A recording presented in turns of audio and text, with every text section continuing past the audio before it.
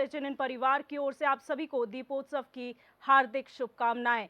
दीपोत्सव हर साल आता है, हर साल नए रंग लेकर आता है, हर साल दीपावली में दिए जलाए जाते हैं, पटाखे फोड़े जाते हैं, लेकिन उसका मुहूर्त क्या होता है, लक्ष्मी पूजन का महत्व क्या होता है, किस तरीके से पूजन करना चाहिए, किन बातों का खास ख्याल रखना चाहिए, आज हम इस खास कार्यक्रम में आपको यही बताएंगे। और हमारे साथ इस खास पेशकश में जुड़ चुके हैं खास व्यक्ति आचार्य संतोष खंडूरी जी।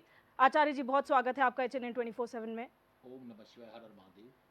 तो आचार्य जी, सबसे पहले हम जानना चाहेंगे, हमारे दर्शक जानना चाहेंगे कि आखिर दीपोत्सव का महत्व क्या है। हर साल हम दीपावली मनाते हैं, आखिर क्या होती है दीपावली और उसका हर साल किस तरह से महत्व बदलता है? सबसे बड़ी बात ये एक ऐसा पर्व है जिसमें संपूर्ण धरती दुल्हन की तरह अपना स्वरूप बनाती है, दुल्हन की तरह सजती है।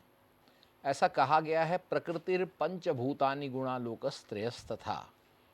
प्रकृति इस समय ऐसे स्वरूप को धारण करती है जिसको कहते हैं लक्ष्मीमय, आनंदमय, भावमय हो जाना। और ऐसा अगर हम देखें कि धार्मिक महत्व क्या है, तो स्पष्ट कहा गया है कि जब भगवान राम ने असत्य पर सत्य की विजय, यानी कि रावण पर, लंका पर विजय प्राप्त करके और विभीषण को राज्याभिषेक करने के बाद जब वापस अयोध्या आए थे, जी। तब ऐसे समय पर पूरे अयोध्या ही नहीं, संपूर्ण धर्म नगरी में, पूरे भारतवर्ष में उस समय भी पूरी धरती पर राम के राज्याभिषेक के उत्सव को मनाने के लिए इस प्रकार का दीपावली का महोत्सव मनाया गया। जी। देखिए, दो बातें समझ में आती कि मनुष्य किसी भी पर्व के पीछे का कारण क्या है, उसका इतिहास क्या है। एक तो स्पष्ट है कि भगवान राम का राज्याभिषेक था, असत्य पर सत्य की विजय थी, तो ये प्रसन्नता का पर्व था, आनंद का पर्व था। दूसरा विषय था, एक दिन लक्ष्मी जी ने भगवान नारायण से कहा कि सब लोग अपने विवाह का दिन, यानी मैरिज एनिवर्सरी मनाते हैं, विवाहोत्सव का दिन मनाते हैं, क्या हमारा भी कोई ऐसा दिन है? तो भगवान ने कहा, बिल्कुल, ऐसा दिन हम बना देते हैं। तो भगवान ने माँ लक्ष्मी को कहा, नारायण ने लक्ष्मी को कहा कि तुम ऐसा करो, तुम समुद्र के पास जाओ और जब समुद्र मंथन होगा तो वहां से तुम प्रकट होना, उनके परिवार का सदस्य होकर प्रकट होना। जैसे ही समुद्र मंथन हुआ, मंथन होकर के माँ लक्ष्मी प्रकट हुई, माँ लक्ष्मी ने जयमाला धारण की और तुरंत उसके उपरांत भगवान नारायण को वरण किया। ये वही दिन है, दीपावली दिन भगवान विष्णु और लक्ष्मी के विवाह का दिन भी है। इसीलिए प्रदोष काल की पूजा, यानी मध्य रात्रि की पूजा दीपावली के दिन बहुत महत्वपूर्ण होती है। बिल्कुल, और आपने ये तो महत्व बता दिया, अलग अलग इससे कथाएं जुड़ी हुई हैं, लेकिन जिस तरह से मुहूर्त की बात करते हैं, मुहूर्त क्या शुभ होता है? क्योंकि हर साल का मुहूर्त जो है वो अलग अलग होता है। इस बार का मुहूर्त क्या कहता है, कब सही समय है पूजा करने का? देखिए, मुहूर्त का मतलब होता है संयोग। ऐसा कौन सा संयोग है कि जिस काल में हम जो कार्य करें उसका फल मिले। फल का मतलब होता है कि हमने जो किया उसके परिणाम आने चाहिए। तो पूजा का समय भी फिक्स होना चाहिए। तो इसका जो प्रातःकालीन पूजन है या प्रातःकालीन त्योहार का जो काल है, समय है, अमावस्या के दिन दीपोत्सव होता है, तो वो ठीक 11:32 दिन में, 11:32 के 12:47 तक ये एक अपराह्न का समय हो गया। उसके बाद जो दूसरा समय प्रारंभ होता है वो लगभग 5:18 से शुरू होता है और सायंकालीन 7:48 तक चलेगा। इस काल में क्या क्या पूजन करना चाहिए, सुबह के काल में क्या पूजन करना चाहिए, इसके बाद एक और जिसको मैं प्रदोष काल पूजन कह रहा था, वो प्रदोष काल पूजन 11:16 से प्रारंभ है और रात को 12:42 तक रहेगा। इस काल में ये प्रदोष कालीन, जब मैं कह रहा था लक्ष्मी और नारायण के विवाह का समय, ऐसे काल में, और जो शाम का समय ऐसे काल में, और सुबह का समय ऐसे काल में किस प्रकार से पूजन करना चाहिए, ये महत्वपूर्ण है। ऐसे समय पर पूजा करने से व्यक्ति धनवान संपन्न होता है। बिल्कुल। और दीपोत्सव में ज़्यादातर लोगों की यही ख्वाहिश होती है कि लक्ष्मी पूजन इस तरीके से किया जाए कि लक्ष्मी का वास सदैव जो है अपने घर पर रहे और कुबेर जो हैं, भगवान कुबेर अपनी कृपा बरसाते रहे। तो जो आपने मुहूर्त दिए हैं, चाहे सुबह का दिया हो, चाहे सायंकाल का दिया हो या प्रदोष काल का जो महत्व आपने बताया है, उसमें किस तरीके से आचार्य जी पूजा करनी चाहिए? अब बहुत अच्छा प्रश्न किया। देखिए, सुबह के समय हर व्यक्ति अपने आंगन को सजाता है, संवारता है और सफाई करता है, सुंदर बनाता है, उसको रंगोलियों से अपने आंगन को सजाता है। वो सुबह का मुहूर्त है। जी। उसमें अपने आंगन को सजाना, रौली से, मौली से, कई रंगों से और इस प्रकार से कर गाय को ग्रास देना, उस दिन गाय को ग्रास देना चाहिए। क्यों?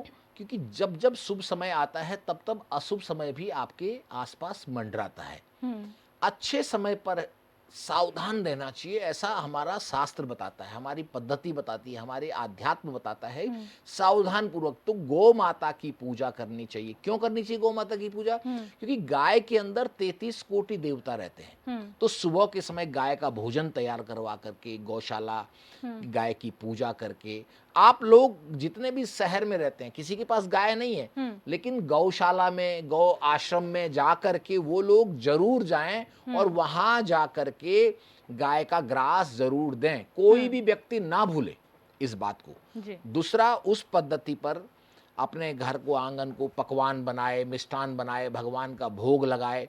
उसके बाद जो शाम का पूजन है, उस शाम के पूजन के समय बड़ा सुंदर सी तैयारी है। उसमें आदमी, हर व्यक्ति अपने अच्छे अच्छे पकवान बना के माँ लक्ष्मी और नारायण को, कुबेर जी को, गणेश जी को, उनको सबकी एक चौकी लगाता है। जी। और उस चौकी में रौली, मौली, धूप, अगरबत्ती, अनेक प्रकार के पकवान बना करके, फूलों की माला, पान के पत्ते हैं और महालक्ष्मी जी की पोटली है, कुबेर जी का घड़ा, इस प्रकार से सारी वस्तुएं रख करके विधिवत श्री गणेश करके पूजन, गणेश जी का पूजन, आवाहन, स्थापन करके जी। और फिर माँ लक्ष्मी जी का, फिर नारायण का स्थापन करके, कुबेर जी की स्थापना करके और चित्रगुप्त जी का, ध्यान दीजिएगा, हुँ। चित्रगुप्त का जरूर पूजन करें, यम का जरूर पूजन करें। अगर ये सारे पूजन नहीं होंगे तो यदि किसी का दोष लग गया तो वह बहुत भारी पड़ता है। यही वो रात्रि है, ध्यान दीजिएगा, दीपावली के रात्रि के दिन लोग टोना टोटका, जादू, तांत्रोक्त पूजा ये सारी करते हैं, सारी विधि करते हैं। उस दिन कोशिश करते हैं कि ये पूरा किसी के अंदर वो धन हमारे पास आ जाए। लोग जुआ खेलते हैं उस दिन, उल्लू की पूजा करते हैं उस दिन, कई प्रकार तांत्रोक्त विधि से पूजा करते हैं, यंत्र, मंत्र, तंत्र और षड्यंत्र भी करते हैं लोग उस दिन। बहुत प्रकार की विधि, दीपावली के दिन, होली के दिन, ये ऐसे पर्व हैं जिस दिन व्यक्ति चाहता है कि उसको अधिकार मिले, उसका साम्राज्य हो, उसको पद मिले, प्रतिष्ठा मिले, वो मुख्यमंत्री बने, वो प्रधानमंत्री बने, वो कोई और मंत्री बने, वो हर प्रकार के षड्यंत्र उसी दिन किए जाते हैं। इसलिए दीपावली बड़ा महत्वपूर्ण है। और जो सामान्य गरीब व्यक्ति है वो अपने घर की सुरक्षा के लिए, अपने परिवार की सुरक्षा के लिए और घर में लक्ष्मी स्थिर रहे तो महालक्ष्मी की पोटली जरूर बनाए, वो बहुत महत्वपूर्ण है। और उस पोटली को साल भर के लिए अपने किसी अलमारी में कहीं सुरक्षित रखें, जिससे आपके घर में लक्ष्मी बचेगी, बनेगी, आपका घर परिवार सुरक्षित रहेगा। ये मेरा दावा है कि लक्ष्मी पोटली घर में जरूर रखें।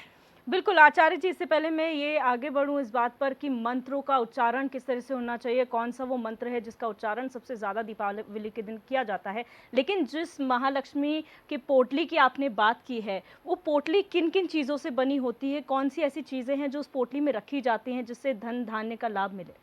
ये वाकई में बहुत बड़ा यक्ष प्रश्न है। लक्ष्मी जी की पोटली से क्या मतलब हुआ? तो ये धन से संबंधित है, लक्ष्मी से संबंधित है।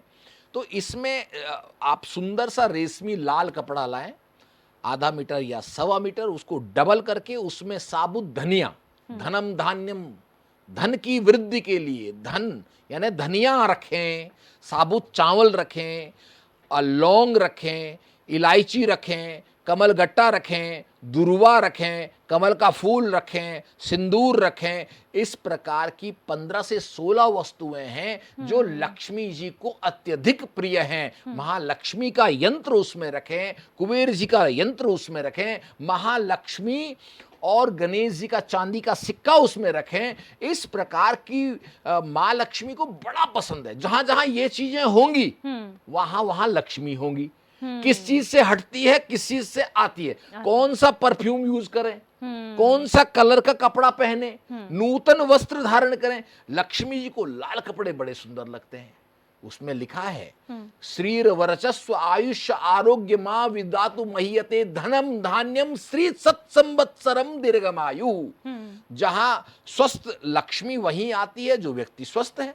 जो रोगी है, भोगी है, दुखी है, पीड़ित है, परेशान है, कहीं ना कहीं चिंतित है, मूर्छित है, उस व्यक्ति के पास लक्ष्मी चले जाती है। उसकी लक्ष्मी या तो कोर्ट कचहरी में या तो किसी हॉस्पिटल में जाती है। तो स्वस्थ लक्ष्मी कैसे आए? आरोग्य लक्ष्मी। मेरा पैसा हॉस्पिटल में न जाए, मेडिकल वालों के पास न जाए, मेरा पैसा कोर्ट कचहरी में न जाए, मेरे पैसे का मैं ही भोग करूं, मैं ही आनंद लूं, मैं ही ऐश्वर्य का आनंद लूं। ये एक पद्धति है, प्रत्येक शिष्य का अपना मंत्र है, पद्धति है, प्रयोग है। इस आध्यात्म में जब तक प्रयोग नहीं होगा आप लाभ नहीं ले सकते। प्रयोग पूजा के आधार पर किसका प्रयोग कैसे किया जाता है ये अवश्य होना चाहिए। लक्ष्मी जी की पूजा में किन किन वस्तुओं का प्रयोग किया जाता है ये जानकारी पहले होनी चाहिए। अच्छा, आपने तो ये बताया कि कौन कौन सी ऐसी चीज़ें रखनी चाहिए जिससे लक्ष्मी जी आती है, लेकिन साथ में आपने ये भी कहा कि कौन कौन सी ऐसी चीज़ों से दूर रहना चाहिए, ऐसी चीज़ों का प्रयोग नहीं करना चाहिए जिससे लक्ष्मी जी दूर जाती हैं या फिर आपके घर में स्थिर नहीं रहती हैं। तो ऐसी कौन सी चीज़ें हैं जो लक्ष्मी जी को अपने आप से दूर किया जाता है, जिनको रखने से? दरिद्रता, जीवन में दरिद्रता ना आए, चाहे वो मानसिक दरिद्रता है, वैचारिक दरिद्रता है, वाणी की दरिद्रता है, कार्य की दरिद्रता है, आपके लक्षणों की दरिद्रता है। दरिद्र शब्द जहां भी लगे, कटे फटे कपड़े ना पहने, ऐसा कपड़ा ना पहने, काला भूरा मलिहीन मलिच्छ वस्त्र ना धारण करें, गंदा कपड़ा ना कहें। इसीलिए कहा गया उस दिन नूतन वस्त्र धारण करें, नए कपड़े धारण करें। कपड़े में किसी प्रकार का कोई जला हुआ ना हो, कटा हुआ ना हो, फटा हुआ ना हो, दाग ना हो, कोई छींटा ना लगा हो, किसी प्रकार से वो मलिच्छ न हो, दरिद्र न हो, हेय न हो, दुखी करने वाला ना हो, मन टूटने वाला ना हो। आप ध्यान दीजिएगा, धोती पहन के पंडित जी पूजा तो करते हैं, लेकिन वो धोती गंदी नहीं होनी चाहिए, नूतन होना चाहिए, नवीन होनी चाहिए। जहां आप बैठे वो आसन अशुद्ध गंदा तो नहीं है, कई दिनों से धुला उला है कि नहीं है। नया वस्त्र में आसन लगाएं, अच्छे वस्त्रों को पहने, मन अलग सा होना चाहिए, विचार अलग होने चाहिए, सोच अलग होने चाहिए। मैं कुछ अलग कर रहा हूं तो फिर जीवन में परिवर्तन आएगा। रिद्धि सिद्धि की, जो अष्ट सिद्धि नव रिद्धि की हम बात करते हैं, अणिमा महिमा गरिमा लगिमा प्राप्ति प्राकम म्यामिषित्वम वासित्वम चाष्ट सिद्धयो, ये 8 प्रकार की सिद्धि पूजा से होती है। पूजा कैसे करनी चाहिए, उसके लिए कोई क्रिया करने से मन बन रहा है और अच्छा लग रहा है और मन को अच्छा लग रहा है, तो आपके आध्यात्म में, आपके पूजा में मन लगा रहे, आपका भाव बना रहे, बढ़े भाव और बढ़े क्रिया करने। आपको पूजा करने से प्रमाद न हो, आलस न हो, विकार न हो, यार पूजा करनी 2 घंटे भी, ऐसा मन नहीं बनाना। मन बढ़े, 2 घंटे की है तो 3 घंटे तक मन लग जाए, 4 घंटे तक मन लग जाए, तो ये मन बढ़े, घटे नहीं। आपने आधा घंटा सोचा था 2 घंटे तक कर दी, तो ये वृद्धि कर्म। आध्यात्म के आत्मनम प्रतिकूलानि यथा, आत्मा आपका मन, आपके मन का भाव बढ़ रहा है। जहां मन बढ़ रहा हो तो चीज घटेगी नहीं, धन घटेगा नहीं, आपकी संपन्नता घटेगी नहीं, आपका रजोगुण घटेगा नहीं, आपका ऐश्वर्य घटेगा नहीं, आपकी प्रतिभा घटेगी नहीं, आपकी संपन्नता घटेगी नहीं, आपका सब कुछ बढ़ेगा ही बढ़ेगा। ये है आध्यात्म का पहला लक्षण। बिल्कुल, और दरिद्रता से दूर रहना चाहिए, ये तो बहुत ही अच्छी बात है। दरिद्रता कहीं भी नहीं होनी चाहिए। लेकिन आगे बढ़ते हैं तो मंत्रों की जब हम बात करते हैं, महालक्ष्मी की पूजन तो सभी जानते हैं, महालक्ष्मी का पूजन होता है, गणेश लक्ष्मी की पूजा की जाती है, लेकिन आपने 2 नाम और लिए, चित्रगुप्त और भगवान यम। उनकी पूजा भी कैसे करें और कौन से मंत्रों का उच्चारण करना शुभ लाभ देगा? अब बिल्कुल, चित्रगुप्त की पूजा कैसे करें आपको मैं बता दूं, और काली की भी पूजा करें। माँ भद्रकाली की भी पूजा होती है उसी रात को। चित्रगुप्त जो हमारा लेखा जोखा पढ़ने वाले बच्चे जिनके घर में हैं, वो अपनी कलम, दवात, पेन, कॉफ़ी उनको लेकर के उन पर तिलक करे, उन पे मौली लगाए, उनका पूजन करे। इस प्रकार से करने से व्यक्ति की योग्यता बढ़ती है। चित्रगुप्त संपूर्ण जीव 33 कोटि जीवों का लेखा जोखा रखने वाला भगवान है। वो सबका लेखा जोखा रखते हैं। आपकी श्रुति स्मृति बढ़ती है चित्रगुप्त की पूजा करने से। आपका चरित्र अच्छा होता है, आपका भविष्य अच्छा होता है, इसलिए चित्रगुप्त की पूजा जरूर करें। माँ काली की पूजा, भद्रकाली की पूजा मध्यरात्रि को होती है। वो ऐसा करने से आपके जीवन में अकाल मृत्यु, दुर्घटनाएं, कोई तंत्र मंत्र, कोई षड्यंत्र करने वाला व्यक्ति स्वाभाविक खत्म हो जाता है। जो मां भगवती महाकाली की पूजा अब कैसे करेंगे, तो कहते हैं स्याही की दवात, स्याही की दवात जरूर खरीदें और उसकी पूजा करें, उसका अर्क करें, उसका पूजन करें, उसका निवेदन करें। ये हो काली। अब हम बात करते हैं कुबेर जी की। तो कुबेर के लिए कलश, कुबेर का प्रतीक क्या है? कलश। लक्ष्मी को स्थिर करने वाला, रोकने वाला, स्थिर करने वाला यंत्र के वो कलश लाएं, कलश को अंदर उसका कुबेर का यंत्र रखें और माँ लक्ष्मी जी को जो प्रिय है उसको उसमें चढ़ाएं। ओम महालक्ष्मी नमः, ओम श्रीम ह्रीम श्रीम कमले कमलालये प्रसीद प्रसीद, ओम श्रीम ह्रीम श्रीम महालक्ष्मी नमो नमः। विशेष मंत्र, विशेष पद्धति, विशेष प्रयोग के द्वारा ऐसा करने पर लक्ष्मी जी रुकती है, ये तय है। तो ये तो रहे मंत्र और उच्चारण, लेकिन आपने जिस तरीके से कहा ऐसी पूजा करें जिसको करने से मन बढ़ता है, कम नहीं होता, परेशान नहीं होता। लेकिन इस भागदौड़ भरी ज़िंदगी में हर साल जो है इतना तनावपूर्ण माहौल हो जाता है कि कई लोग पूजा नहीं कर पाते, किसी के पास इतना समय नहीं होता, वो घर में दिया जला लेते हैं या लक्ष्मी की स्थापना कर लेते हैं। तो उन लोगों के लिए क्या व्यवस्थाएं हैं, किस तरीके से वो पूजा कर सकते हैं शुभ लाभ लेने के लिए? अब बिल्कुल बहुत अच्छा लगा वाकई में ये आपने सबकी चिंता रख करके ये प्रश्न किया, और ये सबके मन में एक अवधारणा भी है। वो बेचारे जो नौकरी कर रहे हैं उनको टाइम पे घर नहीं पहुंच पाते हैं, जब सब लोग खा लेते हैं, पूजा हो जाती है, तब वो घर पहुंचते। तो ऐसे व्यक्ति, देखिए सबको पता रहता है कि आज दीपावली का पूजन है, सबके मन में है, बुद्धि में है, विचार में है, आपके मन में भी है कि आज दीपावली है, आज लक्ष्मी जी का पूजन है। सिर्फ भाव बन जाना, मन में माँ लक्ष्मी दिखती कैसी है, उनकी आकृति कैसी है, उनका स्वरूप कैसा है, वो ही मन में ले आना और फिर मन ही मन उनको चढ़ाना। आपका जो भाव है ना, जो आपकी इंटेंशन है, जो आपकी सोच है, जो आपका अंदर से जो क्रिएट हो रहा है, व्यक्ति अपनी बुद्धि से नई नई चीजों को क्रिएट करता है। वो जो भी कुछ हो रहा है, यदि वो लक्ष्मी जी के प्रति श्रद्धा है, चलते चलते ओ महालक्ष्मी नमो, आप ऑफिस में बैठे हैं मन ही मन सोच रहे हैं, आप गाड़ी में चलते हुए सोच रहे हैं, मैं दावे के साथ कहता हूं महालक्ष्मी की कृपा आपके ऊपर पहले होगी, क्योंकि मानसिक पूजा सबसे बड़ी पूजा है। अच्छा, अब हर पूजा के समय पे हवन का बहुत महत्व होता है। कई लोग हवन पूजन भी करते हैं, क्योंकि नॉर्मल लोग जो है गणेश और लक्ष्मी की पूजा तो करते हैं, लेकिन कई लोग बड़ा हवन भी करते हैं। हवन का क्या महत्व होता है लक्ष्मी पूजन के दिन? बिल्कुल, हवन का महत्व, यज्ञ यजन क्रिया जो है अपने आप में महत्वपूर्ण है। करना कैसे चाहिए ये जानकारी रखें। हवन बेसिकली एक प्रकार का भंडार है, भगवान के लिए भोजन है, और जहां जहां भोजन होगा वहां पहुंचेंगे भगवान। ऐसा स्पष्ट कहा गया है कि लक्ष्मी जी का जो पूजन है उसमें यजन क्रिया महत्वपूर्ण है। लक्ष्मी जी का यंत्र लाएं, उसमें हवन की जो सामग्री है, जैसे इंद्रजौ हो गया, साबुत चावल हो गए, हवन की सामग्री जो बाजार में मिलने वाला वो पैकेट कभी ना प्रयोग करें, वो तो यूज ही नहीं होना चाहिए।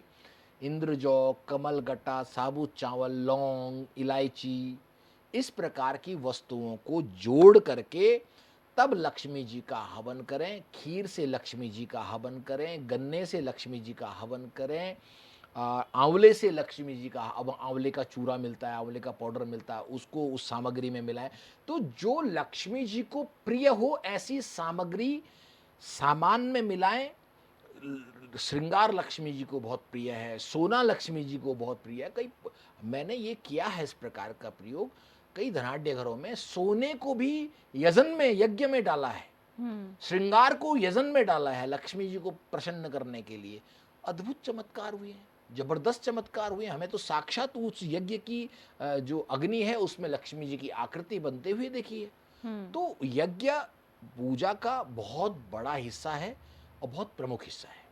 बिल्कुल, और जो धनाढ्य होते हैं वो उनकी क्षमता में जो कुछ हो सकता है वो सब करने के लिए वो तैयार रहते हैं, चाहे वो सोने की आहुति देकर माँ लक्ष्मी को प्रसन्न करना हो। लेकिन कई लोग ऐसे होते हैं जो उतना अफोर्ड नहीं कर पाते हैं, लेकिन उनके मन में होता है कि हम जो है हवन पूजन करें लेकिन उससे बढ़िया लाभ हमें मिले, शुभ लाभ मिले। तो ऐसे लोग जो अपने सामर्थ्य के अनुसार कुछ भी कर सकते हो, छोटे-छोटे उपाय क्या कर सकते हैं? क्या किया जा सकता है उनके द्वारा? देखिए, जो सामान्य लोग हैं वो लक्ष्मी गणेश का मूर्ति ले आए और साथ में कुबेर और लक्ष्मी जी का यंत्र ले आए। सामान्य तौर पर पूजन करें, रौली मौली गंध अक्षत पत्र पुष्प खिल बतासे, 5 प्रकार के रंगों की मिठाई, 5 प्रकार के फल, धूप दीप, नैवेद्य घर में बनाएं, खीर घर में बनाएं। लक्ष्मी जी को खीर बहुत पसंद है, लक्ष्मी जी को खीर का भोग लगाएं। तो इस प्रकार का करने से जाकी रही भावना जैसी, आपकी भावना जैसी है पूजा में, उसको भगवान उसी रूप में दर्शन देते हैं। संपन्न होना, मन का फल प्राप्त हो जाना, जो आप सोच रहे थे वो आपको मिल जा रहा है, ये भी भगवान का ही दर्शन है। परमात्मा की पूजा जीवन को सरल बनाना होता है। आपका काम आसानी से सारे काम बन रहे हैं, आपका मन खुश है, आपका तन खुश है, आपका जीवन खुश है। जीवन को सरल बनाना ही भगवान की पूजा है। भगवान की पूजा की सफलता माने जीवन सरल हो गया, आपको संपन्नता मिल रही है, इजी गोइंग, आप सब कुछ कर पा रहे हैं, जीवन की कठिनता खत्म हो गई, जीवन में आसानी से सब हो रहा है, आनंद आ रहा है। तो ये भगवान की पूजा का फल है। बिल्कुल, और जाते जाते क्या संदेश आप सभी दर्शकों को देना चाहेंगे इस दीपावली के पर्व पर? ध्यान दीजिएगा, सावधान रहिए, ये दीपावली का पर्व है, कहीं जोश में होश मत खो लीजिएगा। हम लोग पटाखे फोड़ते हैं, पटाखे से किसी का नुकसान न हो जाए। कई सालों से मैं देखता आ रहा हूँ, ऐसे ऐसे बम, ऐसे ऐसे पटाखे, कईयों के अंग भंग हो गए हैं, कईयों का चेहरा खराब हो गया है, कईयों के घर में आग लग गई है, कईयों का घर बर्बाद हो गया। इस खुशी के अवसर पर सावधानी से कार्य करें, सावधानी से खुशी को मनाएं और अपने जीवन को सफल बनाएं। कहीं ऐसा न हो कि अपनी खुशी के चक्कर में किसी और का या अपना ही नुकसान हो जाए। सावधानी से ये त्यौहार मनाना चाहिए। निश्चित मुझे विश्वास है आपके जीवन में संपन्नता आएगी। शुभ दीपावली।